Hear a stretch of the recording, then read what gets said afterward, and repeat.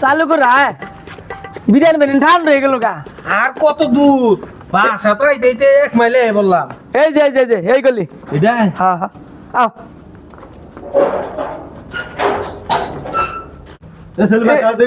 এইটা তো আব্বাস রুম না?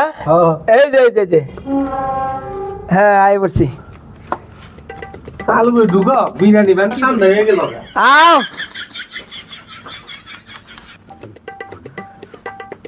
বল বয় বয় বয় আব্বাস ভাই সেলিমের অত্যাচার আর থাকাই আইলাম না দোকানে। ইনা কি তুমি না বিরিয়ানি বাক করছো? দাওয়াত দিলে আর নাকবো সেতর সুদা জানি কোনো গার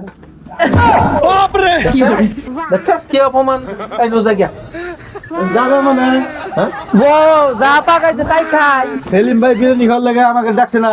হ্যাঁ আর আব্বাস ভাই মনে করে যে তোমার হইলো চাপড়া বানানোর লেগে ইয়া বানাইছে আলা গুলাইছে।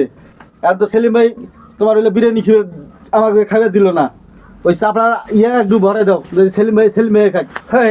এই চার বাবা না ও পরে খেয়ে যাবো এই দেরি আঙ্গ সহ্য হবো না না সহ্য হবে না।